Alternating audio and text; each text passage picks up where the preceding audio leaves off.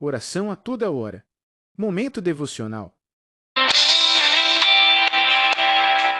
Senhor nosso Deus e nosso Pai que está no céu, toda honra e toda glória ao teu santo nome. Senhor Deus de eterna bondade, de grande misericórdia, Senhor Deus do perdão, o Deus das maravilhas, o Deus que nos atinge com o seu amor, com a sua compaixão. É o Deus que nos faz sentir a tua presença. E eu quero te agradecer, Senhor, por tudo. Muito obrigado, meu Deus. E cada vida, cada coração onde chegar esse áudio, ou esse vídeo, Senhor, que o Senhor possa ajudar as pessoas, Senhor, a compreender a tua verdade, a tua mensagem, o que o Senhor está querendo para a nossa vida, Senhor, para o nosso dia a dia, para o nosso conforto, para a nossa fidelidade, para nosso achego mais próximo de Ti, de forma a Te engrandecer, a viver uma vida de agrado diante de Ti, Senhor. Somos humanos, somos pecadores, mas somos Teus filhos, Senhor. E precisamos muito da Sua imensa misericórdia.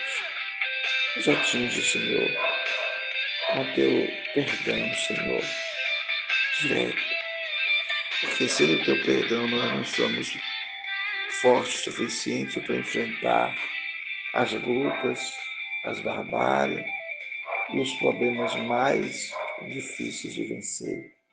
O Senhor nos dá força para lutar. O Senhor nos dá alegria. O Senhor nos dá a sabedoria, nos dá a estratégia certa, Senhor, para os enfrentamentos. Então eu te adoro. Continua conosco, meu Pai, em nome de Jesus.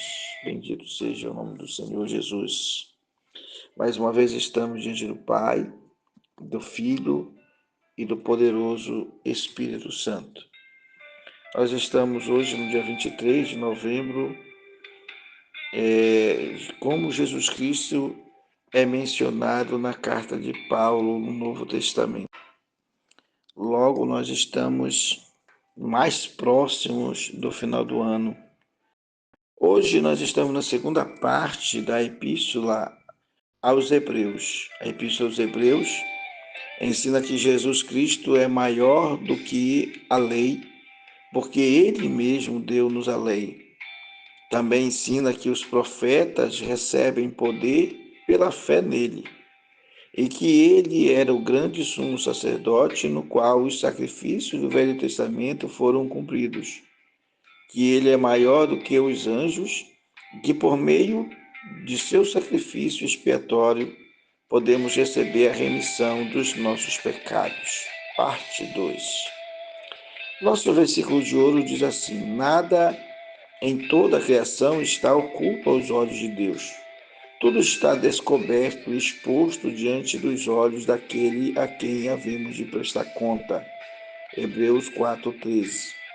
Também tendo os olhos fitos em Jesus, autor e consumador da nossa fé, ele, pela alegria que lhe fora proposta, suportou a cruz, desprezando a vergonha, e assentou-se à direita do trono de Deus. Hebreus 12:2. Esforce-se para viver em paz com todos e para serem santos. Sem santidade ninguém verá o Senhor. Hebreus 12:14. Só versículos que nos levam a verificar a grandeza do sacrifício, do trabalhar de Jesus, a voluntariedade.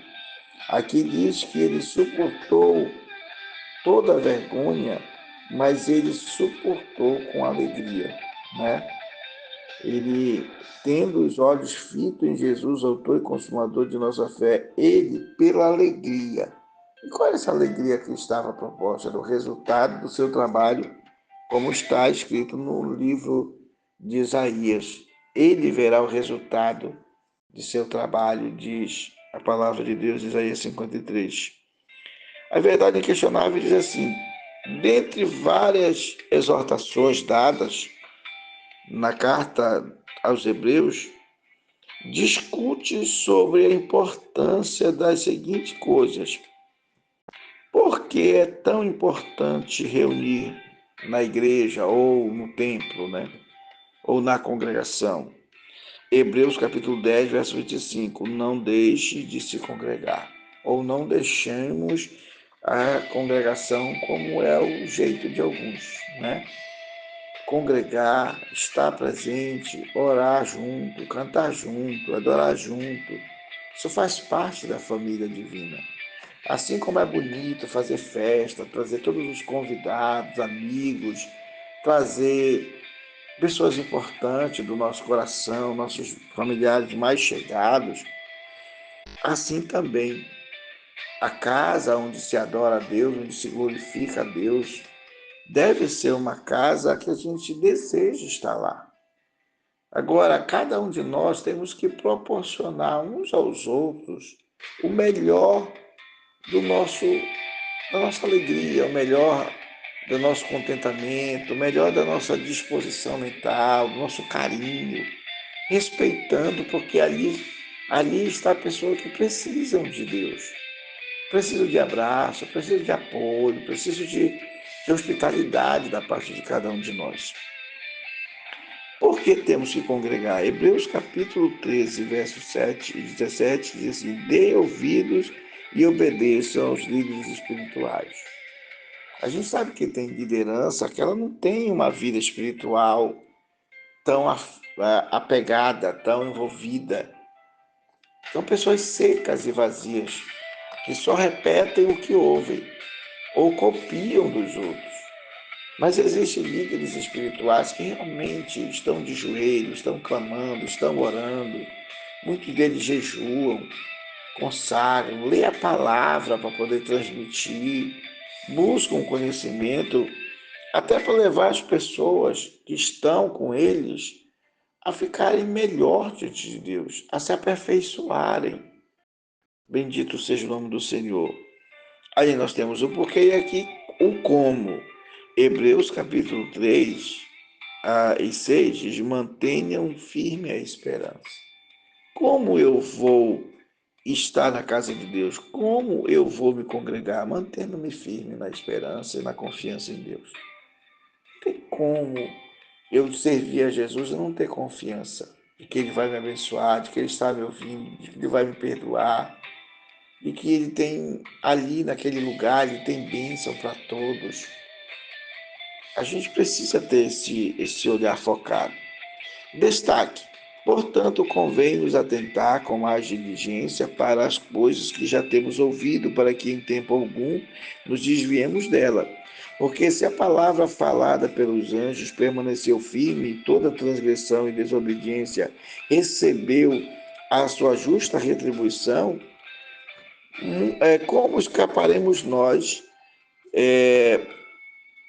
se não atentarmos para uma tão grande salvação, a qual, começando a ser anunciada pelo Senhor, foi-nos depois confirmada pelos que a ouviram, testificando também Deus com eles por sinais e milagres e várias maravilhas e dons do Espírito Santo distribuído na sua vontade.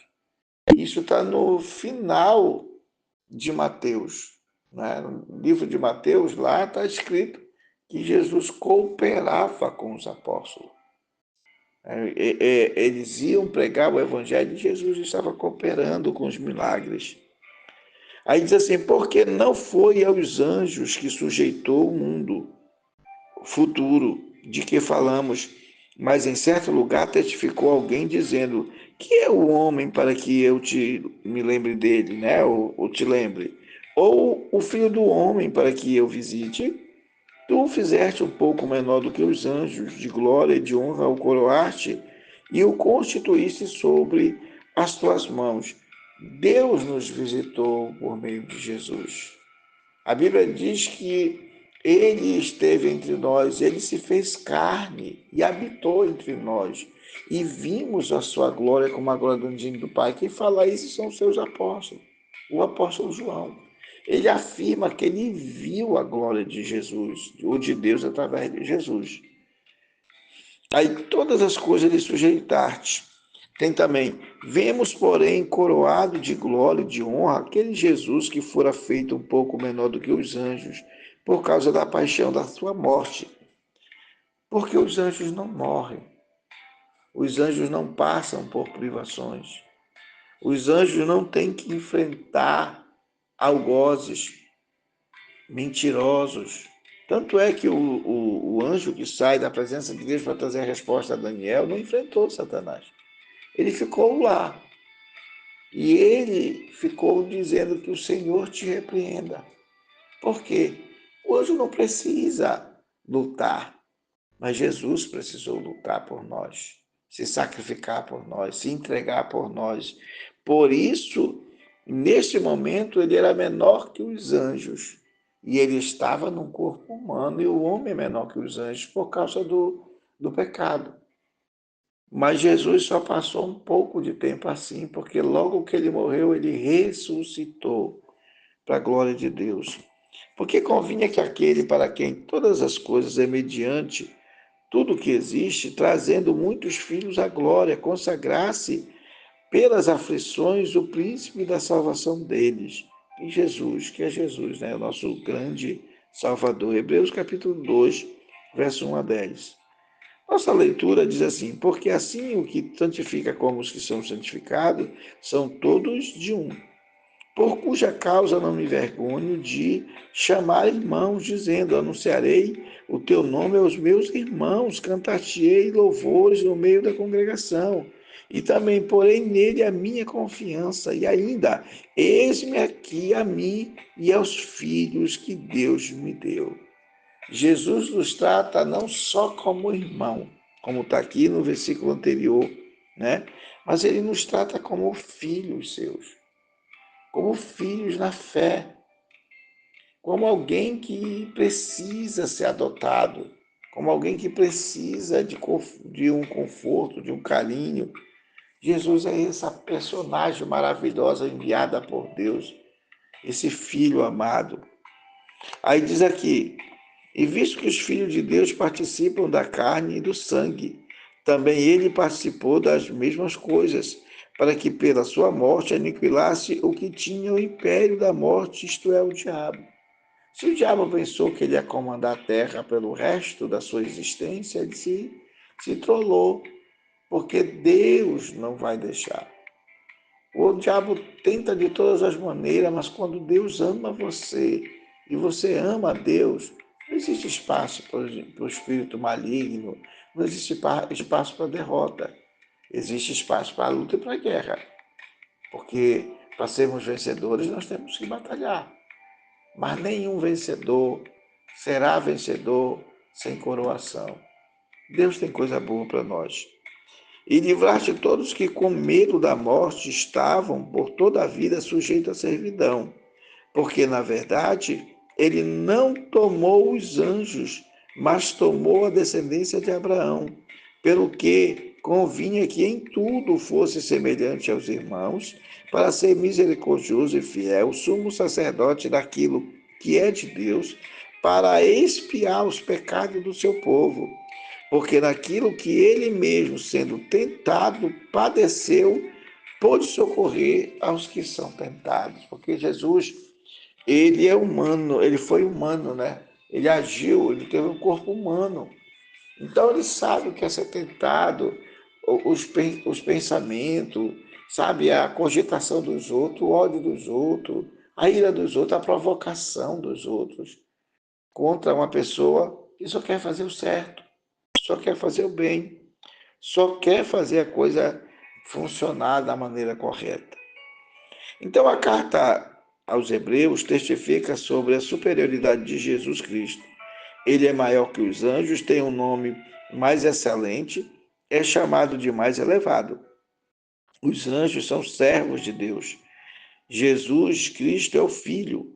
Essa carta também ensina que Jesus é maior do que Moisés e que o seu ministério trouxe um novo envolvimento de modo superior da antiga aliança de Moisés, sendo o grande sumo sacerdote do sacerdócio de Melquisedeque.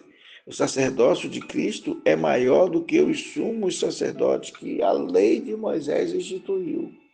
Juntando todos os levitas que foram sacerdotes, todos eles não chegarão aos pés de Jesus, à fidelidade de Jesus, à santidade de Jesus, ao amor de Jesus. Juntando o amor de todos esses que se envolveram com a fé, não é para comparar com o amor que Deus nos deu, que amou o mundo de tal maneira. Embora as Escrituras estejam repletas de referências sobre o sacrifício expiatório de Jesus Cristo, sua ressurreição e ascensão ao céu, a carta aos Hebreus salienta a obra contínua do Redentor na vida de todos que se achegam a Ele, com obediência e fé. O estudo desta carta vai ajudar a entender melhor a doutrina da expiação e inspirá-los a viver com fé no Pai Celestial e em Jesus Cristo, o nosso grande e sumo Salvador. Quando e onde foi escrita? Não sabemos onde a carta de Paulo aos Hebreus foi escrita. Também não sabemos exatamente quando foi escrita. No entanto, presume-se que foi escrita aproximadamente entre 60 e 62 depois de Cristo, mas mais ou menos a mesma época em que Paulo escreveu a carta aos Filipenses, aos Colossenses, aos Efésios e a Filemão. Então, isso está no guia para o estudo das Escrituras das Epístolas Paulinas. Porque a gente tem que colocar aqui que muitos desses estudos a gente coloca para que a gente possa observar como pessoas da parte de Deus aprenderam e conseguiram entender a palavra de Deus e transmitir essa palavra para o nosso próprio benefício. Essa é a verdade, precisamos conhecer. E Paulo, ainda que essa carta aos Hebreus ela seja tida como cartas gerais, uma das cartas gerais, e não específica como carta de Paulo, mas mesmo sendo a principal carta gerais, a todas, que é lançada a todas as igrejas, a todas as etnias, a todas as pessoas daquela época, mesmo sendo assim, a autoria, como nós já explicamos no primeiro momento a respeito de Hebreus, a carta tem todas as características de ser escrita por Paulo. Para quem e por que essa carta foi escrita? Paulo escreveu a epístola aos Hebreus que incentivar os membros judeus da igreja a manter a fé em Cristo e não voltar às suas práticas antigas. Hebreus capítulo 10, verso 32 a 38. Muitos dos judeus, com aquela questão do judaizante, daqueles que não consideravam Paulo como apóstolo de Jesus Cristo, quando Paulo saía de uma localidade para outra, os judaizantes covardemente chegavam e começavam a despregar ou a impor situações que eles deveriam praticar a circuncisão, que deveriam praticar o sábado, que deveriam praticar as boas novas. Eles deveriam ser um judeu cristão. E nós já sabemos que Jesus não veio para nos fazer judeus cristãos. Ele veio para nos libertar, para nos tirar do pecado, para nos transportar das trevas para a maravilhosa luz. Nós podemos ter uma nacionalidade, mas aquela nacionalidade só nos ajuda a viver naquela localidade de modo a ter a língua daquele povo e ter aquelas terras que são destinadas a justamente esse convívio natural entre as pessoas que nascem numa localidade. Mas é muito importante quando nós entendemos que somos nacionais, ou seja, vivemos na terra, mas não somos da terra. É como diz, vocês estão no mundo, mas não sois do mundo. Nós estamos pisando na terra, mas Jesus foi nos preparar lugar no céu, para que onde ele estiver, a gente esteja também. Por causa da pressão causada por várias provações, os judeus cristãos estavam saindo da igreja e voltando a adorar de maneira judaica, relativamente que eles achavam que era mais seguro nas sinagogas. Até porque muitos cristãos, a princípio, não tinham lugar para adorar. E os judeus tinham as sinagogas. As sinagogas eram constituídas para que os judeus se reunissem e ouvissem a leitura da palavra no sábado e o sermão. Até hoje não se entende ou não se aceita porque as pessoas lutam contra a construção de templos. Eu acho que as pessoas que lutam contra a construção de templo, que pegam aquele versículo que Deus não habita em templo feito por mão de homens, usam esse versículo como arma de Satanás, como pessoas ajudantes de Satanás. Porque é o problema de construir um templo, um lugar para se adorar a Deus? Se nós já vemos lá os judeus tendo as sinagogas para o aprendizado no sábado, para que eles tivessem a leitura do profeta, a leitura da lei judaica, para que eles tivessem temor de Deus, referência espiritual. Então, no templo, num lugar de adoração, numa cobertura, numa localidade, porque vai ter que ter cobertura, porque no inverno ninguém consegue ficar ali. Ainda mais se for o período de lugares assim onde há muito frio, né? Se a pessoa não estiver num lugar confortável, que ela esteja aquecida, ela não vai dar atenção à palavra. E ela pode até se prejudicar na sua saúde. Então, quem se levanta contra a construção de templo, eu posso imaginar que essa pessoa, ela diz assim: ah, porque está escrito desse jeito, então eu vou lutar para tirar essas pessoas. Por que essa pessoa não vai buscar aquelas que não têm o conhecimento de Deus? Por que ela não se deixa ser usada e dizer: Deus, eu quero levar a palavra para quem ainda não conhece? Por que ela vai perturbar a vida dos outros, né? Ela precisa cuidar da dela, porque com certeza ela não está seguindo a vontade de Deus. Porque se ela não se congrega, como diz aqui em Hebreus, que nós lemos o versículo ainda há pouco, se ela não adora, se ela não se santifica, se ela não procura aprender a palavra para viver essa harmonia entre irmãos, esse amor fraternal, essa convivência filial de Deus, se essa pessoa não faz isso, ela é egoísta, presunçosa, negligente. E olha, ela pode ser considerada até um avarento, né? Um avarento, porque ela não quer contribuir com nada. É uma pessoa mesquinha e usada por Satanás para prejudicar os outros. A carne prevalece na vida dessa pessoa.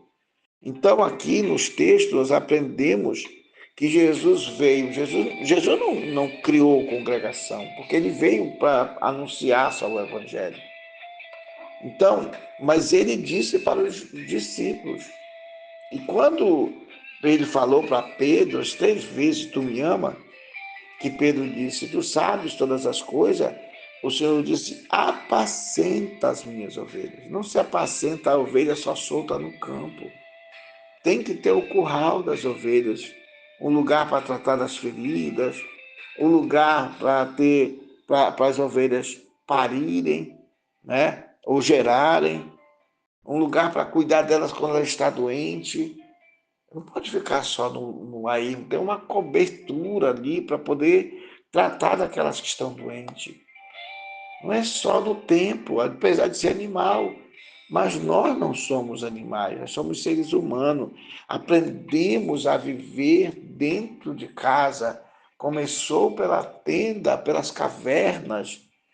Por que então o homem procurava caverna, se escondia em lugares para se proteger, até mesmo dos animais? E por que para adorar a Deus eu não posso construir um espaço e adorar a Deus? Porque isso não é correto?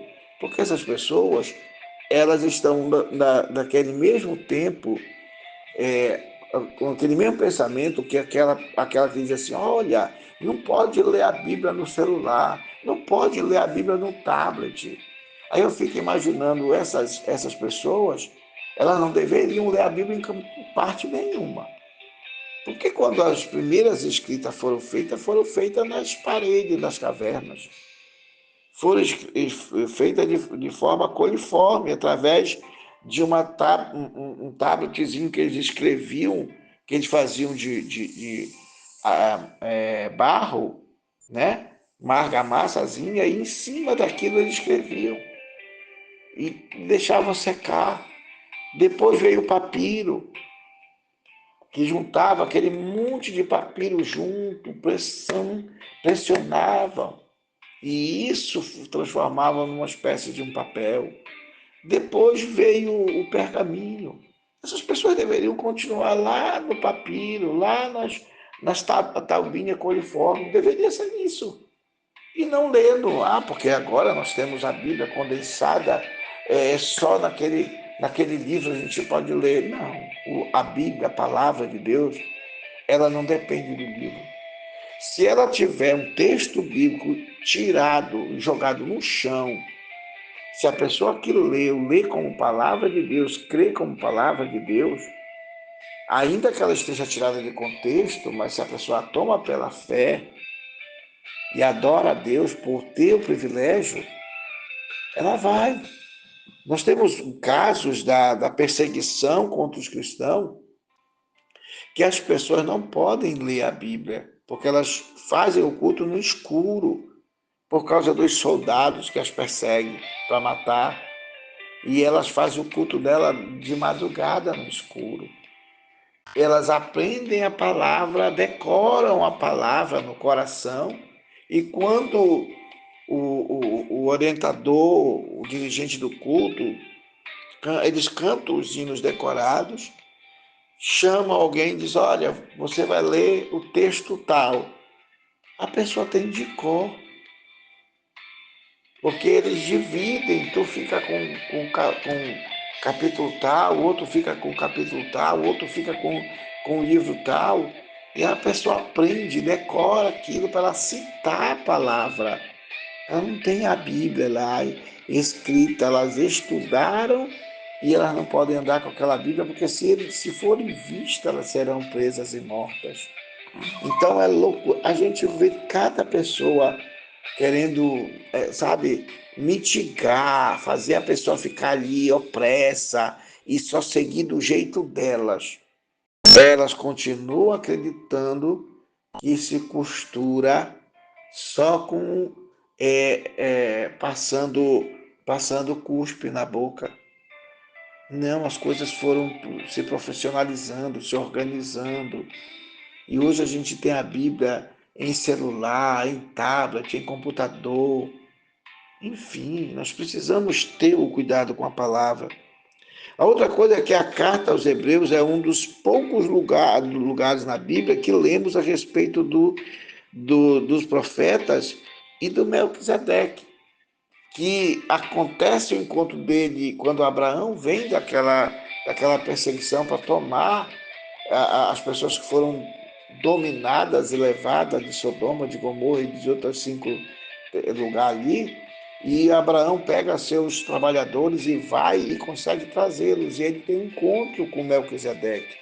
E ele traz muito despojo, não só daquelas pessoas, mas como os despojos daqueles reis que ele venceu. E ele encontra Melquisedeque, que diz que é o sacerdote do Senhor, é o sacerdote de Salém. E ele não tem início, nem meio, nem fim.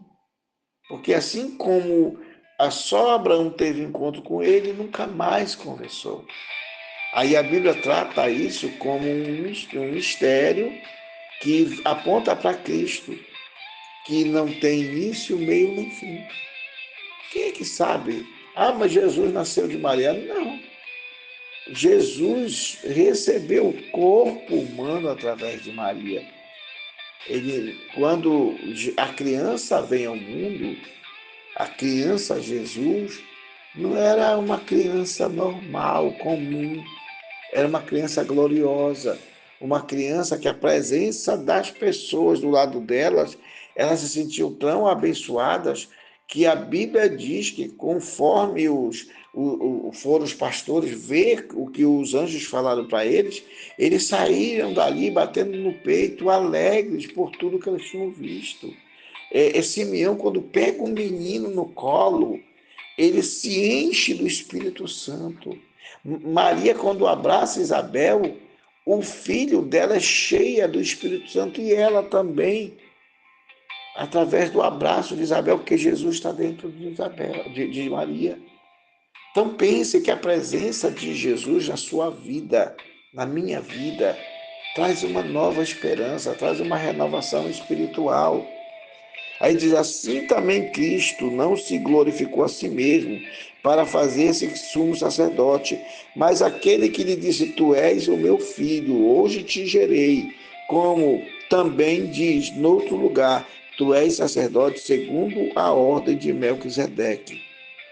Então, nós precisamos, essa palavra aqui, hoje te gerei, está ligado à concepção do corpo que Jesus assumiu no útero de Maria.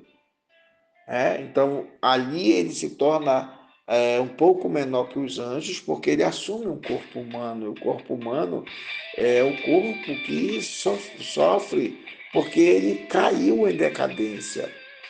Né? O corpo que Jesus recebe é um corpo igual ao nosso, tentado, desejoso. E Jesus teve que vencer tudo, todas as provações humanas que nós sofremos, Jesus padeceu, mas ele foi melhor do que nós, porque ele venceu todos, tudo. E ele sem pecado.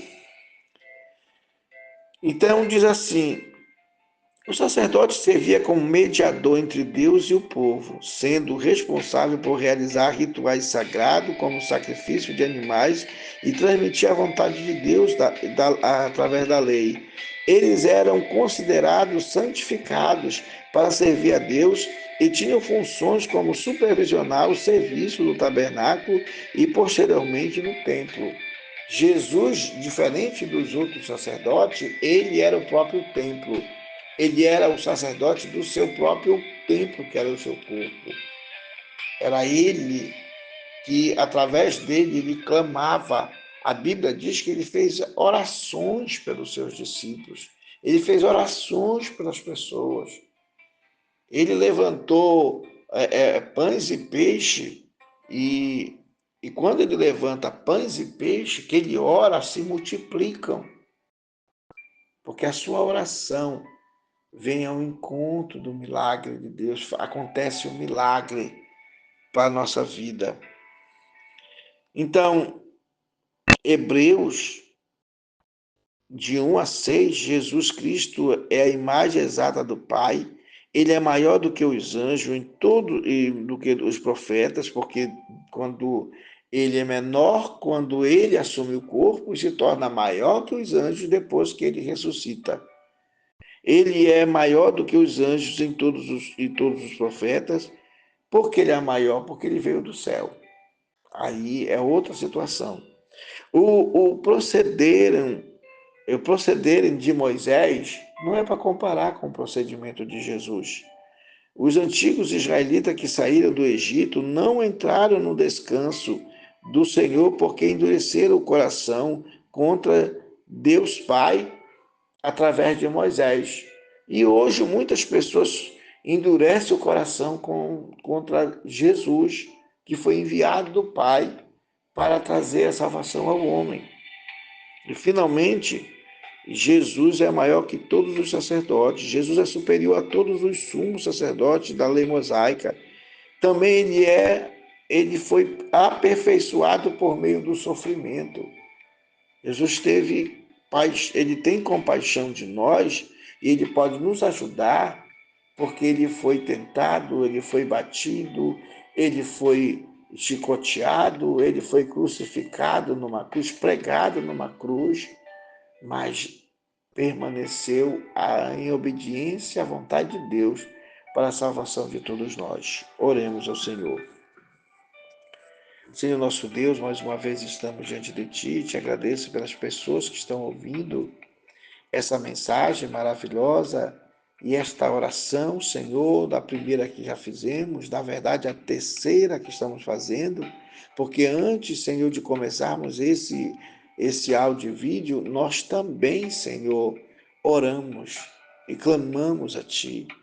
Apresentamos as pessoas para quem, aonde vai chegar esse áudio, esse vídeo, para que a pessoa que acompanhe, meu Pai, que tem seus problemas, suas angústias, que tem suas batalhas espirituais, que são perseguidas, que vivem ferida, que vivem machucada, que vivem doentes, essas pessoas sejam alcançadas por essa mensagem e esta oração que é feita diante de Ti em nome de Jesus venha suprir a necessidade dessas pessoas. Venha ajudar essas pessoas, Senhor, a se sentirem em paz, se sentirem seguras, a se encherem de esperança. Porque, meu Pai, meu Deus, elas não estão orando a uma entidade, elas não estão orando diante de um pedaço de pau, de pedra. Elas não estão orando diante de um metal que foi batido e modelado de acordo com o pensamento humano. E ela também não foi feita igual faz os artesãos, criam imagens e colocam em pedaço de pau e em pedra e adoram. Não, o teu filho, ele tem corpo. Mesmo depois da morte, ele ressuscitou, mas ele ressuscitou no corpo que ele morreu, só que imortal e incorruptível. E agora, para sempre, não mais sujeito à morte por causa do pecado do homem. Então, o teu Filho amado, Jesus Cristo, nos trouxe alegria, nos trouxe paz, nos trouxe salvação, nos trouxe milagre, meu Deus. E eu te agradeço pela vida das pessoas, pela batalha que as pessoas têm que enfrentar, meu Pai, por estarmos num país tão perseguido, onde a injustiça prevalece, onde os próprios que deveriam lutar para a preservação da vida são os que levam preso aos que são inocentes e soltam os marginais, que logo ao sair dali vão matar, vão roubar, vão destruir, meu Pai. É muito triste, Pai, o que a gente vê essa consciência fora do projeto Teu, Senhor, fora da verdade do Senhor, e vivendo uma narrativa totalmente corrompível, meu Pai, corrompida.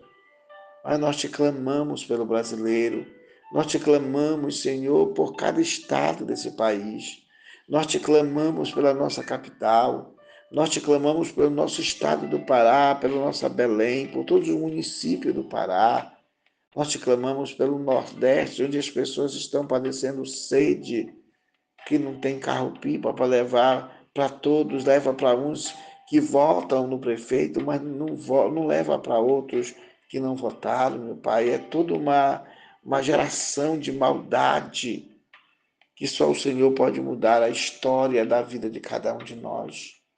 Então, meu Deus, em nome de Jesus, eu te peço por cada vida, esteja bem, esteja desempregado, esteja sem recurso financeiro, que portas sejam abertas para essa pessoa. Se é um empresário, que o Senhor ajude esse empresário a ser honesto, ser bom com seus trabalhadores, mas o Senhor possa abençoar e multiplicar a sua renda, meu Pai, para que ele não chore, não sinta falta da tua bênção em sua vida, meu Pai. Não façam besteira com seus corpos por causa dessa situação. Mas, Pai, em nome de Jesus, abençoa a nossa vida e enche de êxito para que a gente possa te amar, te servir, te adorar com toda intrepidez, Senhor, e aumentar nossa fé em Cristo Jesus. Recebe nossa adoração, que milagres, maravilhas venham acontecer neste lar, nesta família que nós estamos orando agora, Senhor, para cada pessoa, em todos os lugares que ali esteja a tua gloriosa presença. Nós te pedimos todas essas bênçãos em nome de Jesus, para a glória de Jesus. Te amamos, Pai, te adoramos e te bendizemos. Que cada vida seja abençoada em nome de Jesus. Amém.